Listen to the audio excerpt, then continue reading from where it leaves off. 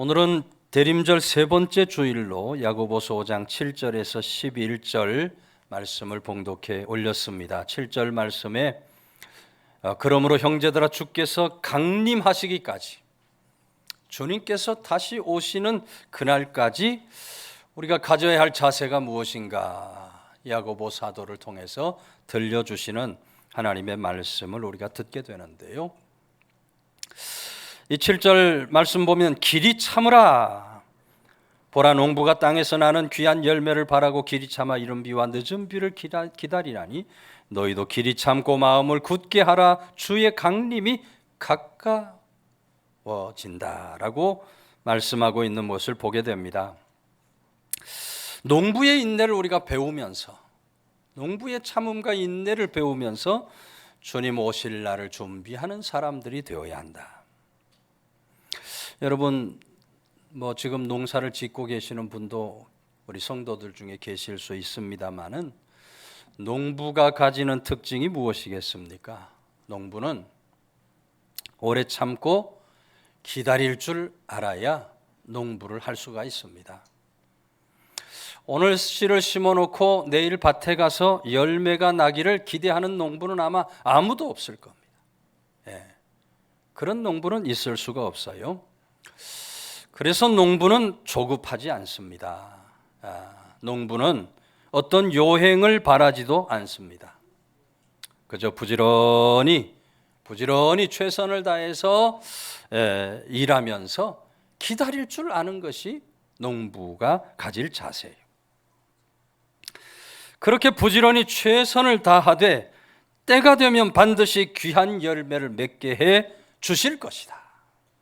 그런 믿음을 가지고 하나님께 맡길 줄 알아야 올바른 농부, 참된 농부의 삶을 살 수가 있는 겁니다.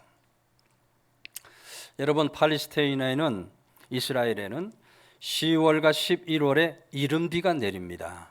우리가 생각할 때는 10월, 10일 늦은 비라고 생각이 되지만 이스라엘은 그렇지 않아요. 10월과 11월에 이른 비가 내려요. 이른 비가 내리면 그 비가 땅을 비옥하게 하고 부드럽게 만들어 줍니다. 그리고 다음에 3월, 4월이 되면 늦은 비가 내립니다. 이 늦은 비가 또 내려야 심어놓은 씨앗의 곡식이 잘 자라나게 되는 거예요. 자기에게 맡겨진 일, 농부로서 최선을 다한 후에 이른 비와 늦은 비를 주시는 하나님을 바라보면서 인내함으로 열매를 거두는 것처럼, 오늘 우리들도 그와 같이 주의 강림하시기까지 가져야 할 마땅한 자세는 이 농부의 인내를 지닐 수 있어야 된다. 농부의 인내를 배워야 오늘 우리 주님 오시는 그날 기쁨으로 우리 주님을 맞이할 수 있게 된다는 것입니다. 두 번째는 선지자의 인내를 배워야 한다. 10절 말씀 보면 형제들아 주의 이름으로 말한 선지자들을 고난과 오래 참음의 본으로 삼으라고 말하고 있어요. 농부의 인내도 배워야 하지만 선지자의 인내도 배워야 한다. 구약의 선지자, 우리가 다 아는 대로 불순종한 이스라엘 유다 백성들을 향해서 하나님의 말씀을 증거하는 사명을 맡은 사람들입니다. 끊임없이 백성들에게 나아가서 하나님 말씀을 전하는데 이 백성들이 도무지 하나님 말씀을 들으려고 하지 않아요. 불순종과 거역으로 치닫습니다. 그러니 여러분, 선지자가 선지자로서의 사명을 감당하는 일이 얼마나 힘들고 어려웠겠습니까? 그럼에도 불구하고 여러분이 선지자들은 인내하면서 말씀을 전한 거예요. 끝까지 참고 견디고 인내하면서 백성들에게 하나님 말씀을 전합니다. 그렇게 말씀을 전할 때 때로 매를 맞기도 하고, 구덩이에 갇히는 고난을 당하기도 하고, 때로 감옥에 갇히기도 하고, 돌에 맞기도 하고, 심지어 목베임을 당해 죽음을 맞는 선지자들도 있었다 했어요. 그럼에도 불구하고 선지자들은 끝까지 참고 인내하면서 하나님의 말씀을 저들에게 전하는 겁니다. 인내로서 충성의 길을 걸어간 거예요. 여러분, 선지자들이 보여준 인내와 농부가 보여주는 인내는 본질적으로 다릅니다. 농부는 무엇 위해서 인내합니까? 열매를 위해서 인내하죠. 자기의 부를 위해서 인내를 하는 겁니다. 자기 자신의 유익을 위해서, 가정의 축복을 위해서 참고 인내하는 거예요, 농부는. 학생들이 성적 올리기 위해서 밤잠 설치고 공부하는 것, 사업가들 돈 벌기 위해서 동분서주하며 땀 흘리는 것, 다 같은 의미의 얘기예요. 자신의 유익을 위한 인내, 누구나 해야 하는 인내고 누구나 할 수 있는 인내입니다. 그러나 선지자의 인내는 그런 인내가 아니죠. 자신을 위해서 인내하는 것이 아니라 하나님을 바라보며 인내하고 백성들을 위해서 인내하는 것입니다. 하나님 말씀 들어야 할 우매무지한 그런 백성들을 위해서 선지자들은 참고 끝까지 인내했다. 그래서 여러분, 우리들은 자신을 위해 참는 농부의 인내에서 한 걸음 더 나아가서 하나님 영광을 위해서, 다른 사람을 위해서 참는 그런 선지자의 인내도 배울 수 있어야 한다. 세 번째로 오늘 하나님 말씀은 욥을 통한 인내를 배워야 한다 말합니다. 11절 보라 인내하는 자를 우리가 복되다 하나니 너희가 욥의 인내를 들었고 주께서 주신 결말을 보았거니와 주는 가장 자비하시고 긍휼히 여기시는 이시다. 욥은 인내의 대명사라 할 수 있습니다. 오늘 우리가 세상 살아가며 어렵고 힘든 일들을 많이 당하는데, 우리가 어렵고 힘든 일을 당할 때 욥이 받은 고난을 묵상하고 생각하면서 이겨낼 수 있어야 돼요. 욥에게는 사랑하는 아들이 7이나 있었습니다. 또 사랑하는 딸도 3이나 있었어요. 그런데 어느 날 맏아들 집에서 잔치를 하다가 그만 불어오는 이 바람으로 집이 무너지는 바람에 한꺼번에 10명의 자녀가 다 죽음을 맞게 돼요. 심지어 사랑하는 아내마저도 욥을 버리고 도망치고 말았어요. 욥이 선지자처럼 다른 사람 때문에 참아야 할 이유가 다 사라져버린 겁니다. 다 사라져버렸어요. 다시 말하면 욥의 고난은 선지자의 고난을 뛰어넘는 그런 고난을 받게 된 거예요. 욥의 몸에 심한 악창이 듭니다. 살이 썩어 들어갑니다. 그러나 욥이 그런 극심한 시련 고난 가운데서도 입술로 범죄하지 않는 거예요. 그런 엄청난 고난 속에서도 욥은 오히려 하나님께 감사와 찬송을 올려드립니다. 욥기 1장 21절 이르되 내가 모태에서 알몸으로 나왔사온즉 또한 알몸이 그리로 돌아가올지라. 주신 이도 여호와시요 거두어 가신 이도 여호와시오니 여호와의 이름이 찬송을 받으실지니이다. 여러분, 욥이 어떻게 그런 극심한 고난 속에서 그런 고백을 하나님께 드릴 수 있었습니까? 욥은 자신이 하나님의 청직이라고 하는 사실을 분명히 깨닫고 살았어요. 하나님의 것, 잠시 이 땅을 사는 동안 하나님이 내게 맡겨주신 것이다. 그런 청지기 의식을 가지고 살아가니까 주신 것도 하나님이시고 취하여 가신 것도 하나님이시다 하는 그런 청지기 정신이 있었던 거예요. 여러분, 어떻게 됩니까? 욥의 결말이 욥기 42장 12절에서 13절 사이에 이렇게 기록됩니다. 여호와께서 욥의 말년에 욥에게 처음보다 더 복을 주시니 그가 양 1만 4천과 낙타 6천과 소 1,000결이와 암낙이 1,000을 두었고 또 아들 7과 딸 3을 갖게 하셨다. 여러분, 그렇게 참고 견디는 욥의 인내를 바라보시고 하나님께서 이전보다 갑절이나 되는 축복을 그에게 부어주신 줄로 믿으시기를 바랍니다. 그래서 여러분, 오늘 우리들은 그런 욥의 인내, 농부와 선지자의 인내를 뛰어넘는 인내, 그럼에도 불구하고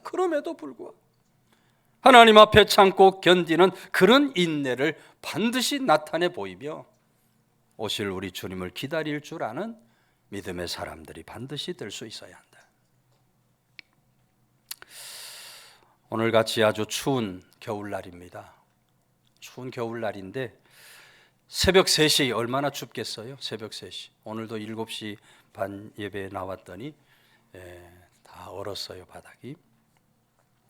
겨울날 새벽 3시인데 선교사 지망생이 교단 선교국에 면접 시험을 치르기 위해서 선교국을 찾아 들어갑니다. 새벽 3시에 찾아 들어가요.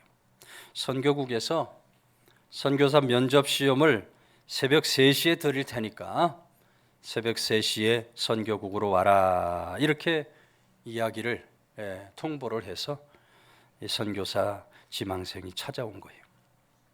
도착해 보니까 선교사 선발위원들이 와 있어야 되는데 선발위원들이 보이질 않습니다. 오기를 마냥 기다리고 있는데 아침 8시쯤 되니까 선발위원이 나와요.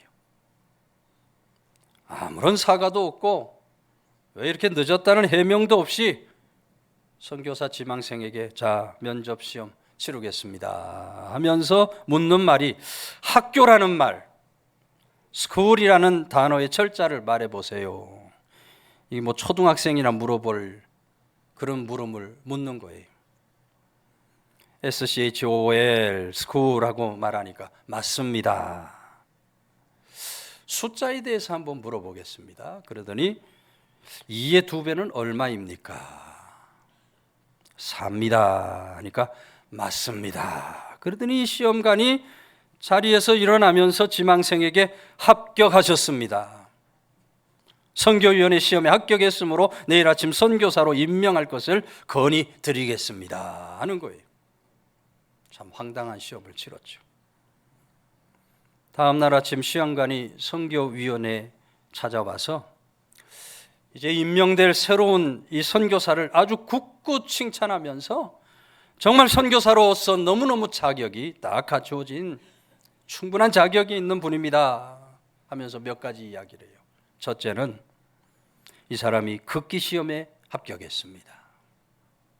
추운 겨울 새벽 3시까지 나오라고 했는데 아무런 원망 불평 없이 선교국에 나와서 기다리고 있었습니다. 극기 시험에 합격했습니다. 두 번째는 시간 엄수 시험에 합격했습니다. 신뢰와 약속의 시험에 합격을 한 겁니다. 세 번째는 무엇보다 5시간을 기다리는 인내의 시험에 합격을 했습니다. 그러므로 선교사로 나아가기에 충분한 자질을 갖췄습니다 하고 추천을 하더라는 것입니다. 여러분, 주님 강림하시기까지 성도가 가져야 할 자세는 인내인 줄로 믿으시기를 바랍니다. 길이 참고 다시 오실 우리 주님을 끝까지 견디며 인내하고 기다릴 줄 아는 그런 믿음의 사람들이 될 수 있어야 한다. 우리 옆에 있는 분 한번 손잡고 인사합시다. 인내하며 기다립시다. 인내하며 기다립시다. 끝까지 길이 참고 인내함으로 주님께서 재림주로 이 땅에 오시는 그날 반드시 칭찬과 상급에 세워지는 성도들 다 되시기를 주의 이름으로 축원해 드립니다.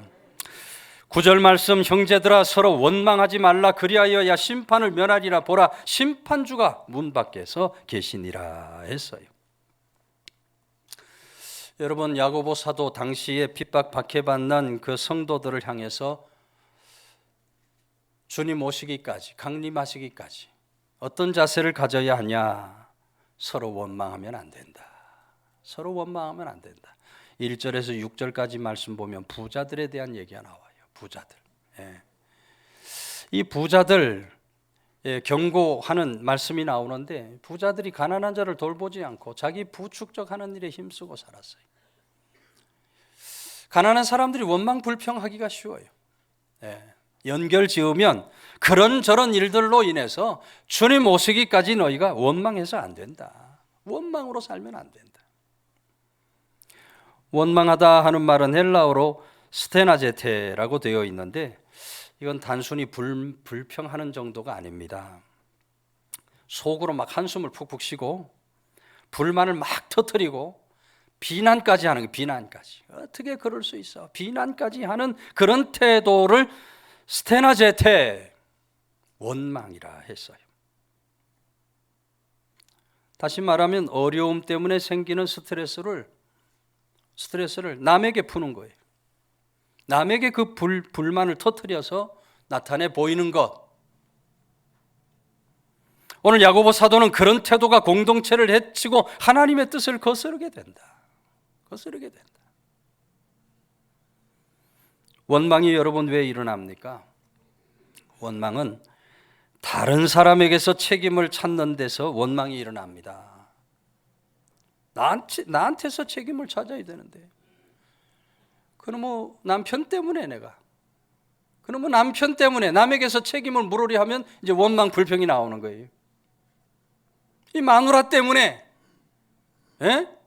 아내를 향해서 말이죠. 책임을 전가하려고 하면 거기서 원망 불평이 나오는 거예요. 부모 때문에, 자식들 때문에.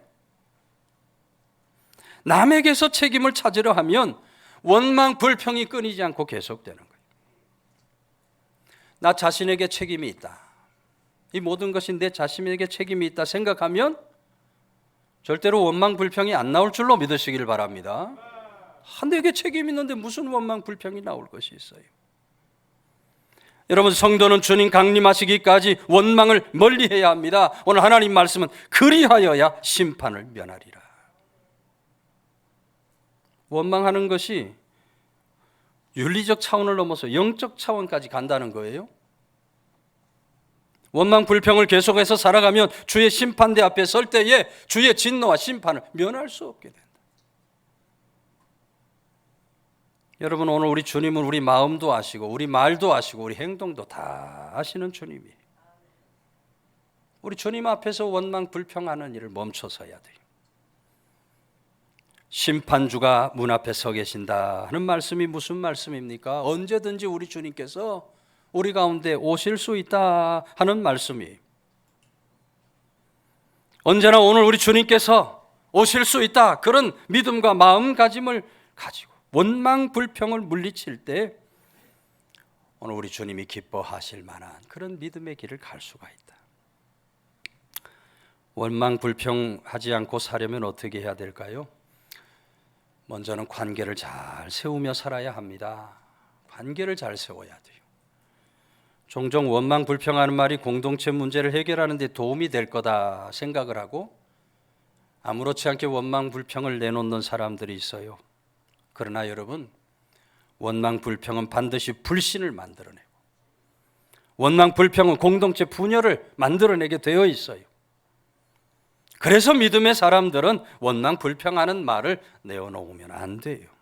원망 불평할 만한 일들이 생길 때는 그럴수록 더 기도해주고 그럴수록 더 용납하고 가리워주고 기도하면서 서로를 세워주는, 관계를 세워주는 그런 삶을 통해서 원망 불평이 사라질 수가 있게 돼요. 두 번째, 재림신앙의 실제적인 삶을 살아갈 수 있어야 돼요.